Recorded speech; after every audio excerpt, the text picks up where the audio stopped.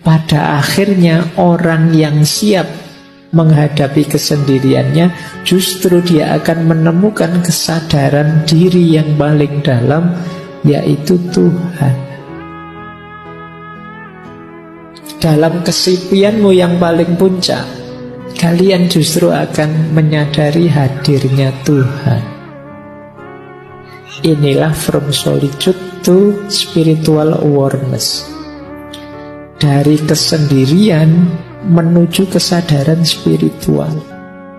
Itulah mengapa dulu Rasulullah itu setiap momen tertentu yang masyhur kan saat bulan Ramadan, beliau menyendiri. Istilahnya bertahanus, kalau bahasa sufinya kholwat uzlah, ke Gua Hira. Jadi kesendirian ini tujuannya apa? Yuk, dalam rangka menyadari hadirnya Tuhan.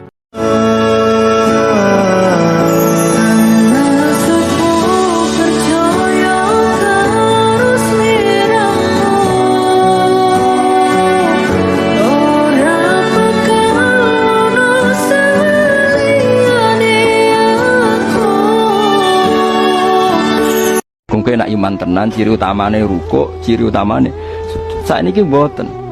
Orang tuh tidak nikmati rukuk dan sujud. Bedino sholat tetap ngeluh, ora di duwe utangnya akeh. Mestinya ketika nganggap sujud itu segala-galanya, ditegur sujud tuh senengnya bukan.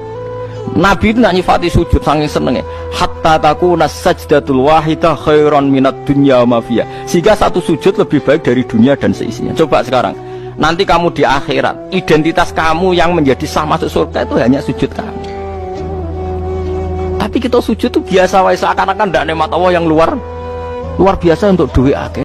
Saya ketika ngalami fit and proper test ketika jadi ahli tafsir itu, mereka punya penafsiran ala Wahabi misalnya. Kalahnya mereka adalah faktanya dulu mulai penafsiran Kemenak itu dulu yang bikin era Muti Ali. Termasuk ada sekian juz yang Mbah Zubair ikut nulis, kata Mbah Mun juga ikut nulis. Itu sudah sinkron, dimaknai ala ahli sunnah wal jamaah. Mulai masalah yat, ain, dan sebagainya. Tapi sekarang di terjemahan-terjemahan Wahabi yang dikirim ke kita, yang edisi Indonesia, mutasyabihat itu sudah dimaknai ala mereka. Caranya ngelawan gimana? Karena kita ini sudah didoktrin ya tadi oleh Gus Najib, oleh sebagainya, nggak boleh Wahabi. Kitab itu tidak payu. Yang payu itu ya karangannya Kiai Bisri, nopo karangannya Kiai Misbah. Yang cara maknanya ala kita. Itu yang lewat buku, belum yang lewat pengajaran, terutama kita ngaji Mbah Mun, ngaji Gus Najib, ngaji semua ulama-ulama. Artinya begini, sebetulnya ini pasar bebas, siapa saja bisa jadi idola kalau kita menunjukkan kapasitas kita fauqahum dengan argumentasi ilmiah yang baik, insya Allah kita dipakai. Kedua, jangan terbiasa minta tolong pemerintah, ini repot. Jadi kalau setiap kurikulum kita bayangkan pemerintah mengasisi kita, jangan. Kita punya syaukah bahwa kita punya otoritas fiqhiyah, dengan tanda kutip yang memaksa pemerintah mengiyakan kita karena kita ahlinya. Dan itu yang diinginkan para kiai ketika bikin MA. Sarjana S1 fikih itu kalau yang di kampus-kampus nggak tahu fikih, mau kitab ya iso. Kira-kira lam tarodaman yang dibaca lam tardiman tadi.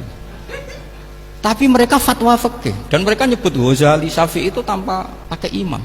Karena mereka katanya wahum rijal wa nahnu rijal. Ketika di Jogja, di Jakarta ada orang-orang alim yang baca fikih dengan fasohah, dengan kelihatan mahir, mereka yang pakai kita.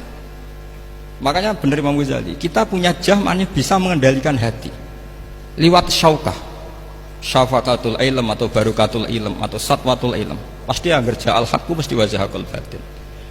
Dan kita harus punya kekuatan itu, idharul ilm. Makanya kata Imam Fathul Bari, orang alim diantara keharusannya adalah syaharo nafsahu litasoddi anhu. Sebagaimana Nabi juga tasoddi bin nubuwah, tahaddi bin nubuwah.